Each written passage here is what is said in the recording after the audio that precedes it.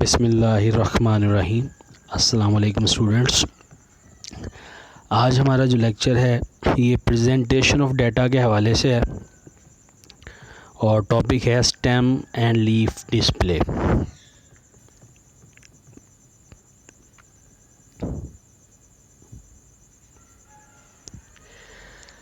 सबसे पहले देखते हैं जी कि ये मेथड क्या है, फिर आगे चल के इसकी एग्जांपल से आपको समझाएंगे। ये मेथड जो है सबसे पहले टुकी ने 1977 में इंट्रोड्यूस कराया था और ये मेथड ये है कि जो आपका डाटा है उसके अंदर जो नंबर्स होते हैं उसको दो हिस्सों में डिवाइड कर लेता है। उसका एक हिस्सा स्टेम कहलाता है, दूसरा हिस्सा लीफ कहलाता है।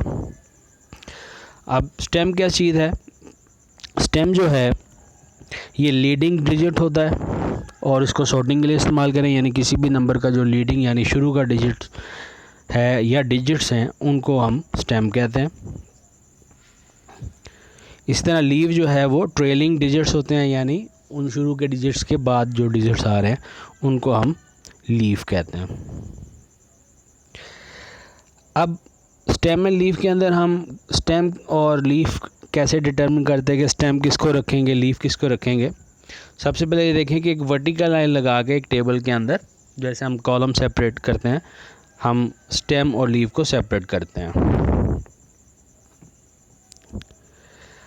अगर हमारे पास जो नंबर है वो 2 डिजिट नंबर है, सपोज वो नंबर है 25, तो इसका स्टेम एंड लीफ यूँ बनेगा। लीडिंग डिजिट इसका 2, ये स्टेम बन गया, और ट्रेलिंग डिजिट इसका 5, ये लीफ बन गया। इसी तरह अगर हमारे पास 3 डिजिट नंबर आ गया, फ़र्ज़ करें कि नंबर 256 है, इसको करने के 2 तरीके हैं। पहला तरीका ये कि आप 25 को स्टेम बना लें और 6 को लीफ बना लें, और दूसरा तरीका ये है कि आप 2 को स्टेम बनाएं और 56 को लीफ बनाएं। दोनों तरीके यूज़ होते हैं, लेकिन इसमें से बेहतर तरीका जो है कि मैक्सिमम डिजिट को हम स्टेम में रख लें ताकि लीफ में हमें कम लिखना पड़े, क्योंकि जो स्टेम होते हैं ये हमें एक ही दफ़ा लिखने पड़ते हैं और उसके बाद फिर हमें आगे जो है लीव्स वगैरह को देखना पड़ता है। अब अगर आपका नंबर जो है वो डेसिमल नंबर है, फिर क्या करेंगे? तरीका हमारा यही होगा। फॉर एग्जांपल नंबर 2.5 है, तो पॉइंट से पहले वाला ये जो 2 है इसको हमने स्टेम बना दिया, और जो लीफ बनाएंगे उसको साथ ब्रैकेट के अंदर हम मेंशन कर देंगे कि ये लीफ जो है ये डेसिमल्स के अंदर है। सेम उसी तरीके से लीडिंग डिजिट और ट्रेलिंग डिजिट्स के साथ। तो जी एक एग्जांपल लेते हैं। हमारे पास ये 30 ऑब्जर्वेशन का डाटा है पेशेंट्स के हवाले से। उसने कहा जी इसका आप स्टेम और लीफ बनाएं और फिर इसकी मदद से डाटा का अरे यानी अरेंजमेंट बनाएं। तो जी सॉल्यूशन देखते हैं। सबसे पहले हमने ये करना है कि हमने डाटा की जो सबसे मैक्सिमम और सबसे मिनिमम वैल्यू उसको लोकेट कर लेना है। अब इस डाटा में हमारे पास जो मिनिमम है वो 12 है और मैक्सिमम 72 है। इसके बाद ये देखने कि हमारा जो डाटा है वो 2 डिजिट है या 3 डिजिट। यहाँ पे हमारा डाटा जो है 2 डिजिट्स है, इसका मतलब हमारा स्टेम भी सिंगल डिजिट का होगा और हमारा जो लीव है वो भी सिंगल डिजिट का होगा। अब इसके बाद हम क्या करेंगे? सबसे पहले हम देख लेंगे कि हमारे पॉसिबल स्टेम्स की वैल्यू क्या क्या है। उस डाटा को देखते हुए वो हम सारी नोट कर लेंगे और उनको लिस्ट डाउन कर लेंगे।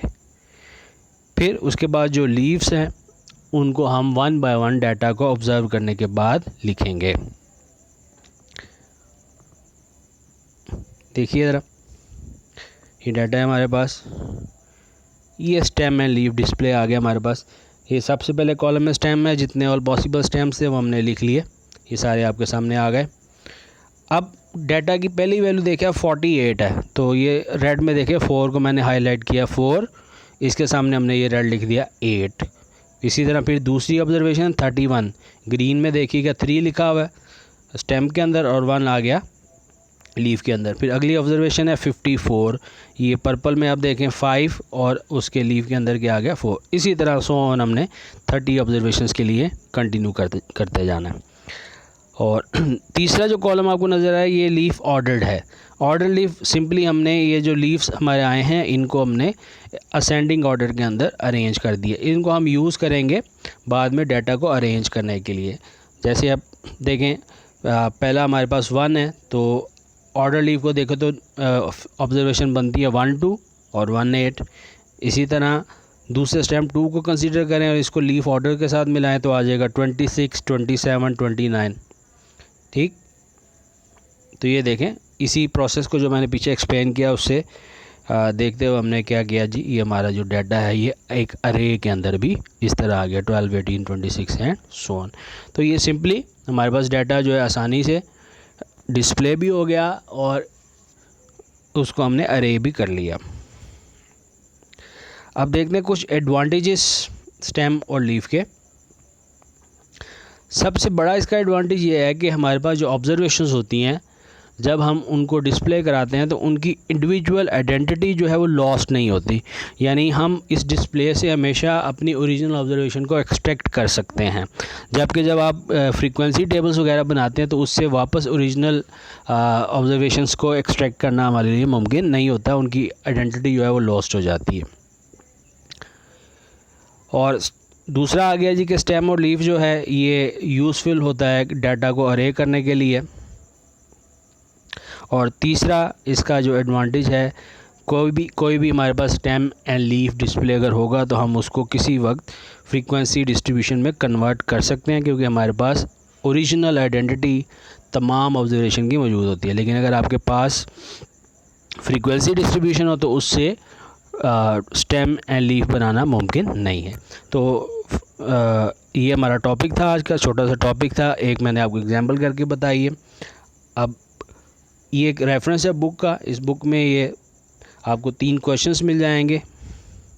पेज 28 पर एग्जांपल 2.8 है और पेज 48 पे एक्सरसाइज के क्वेश्चन है 2.13 और 1.4। इनको आप काइंडली कीजिएगा, कोई प्रॉब्लम हो तो आप रब्ता कीजिएगा।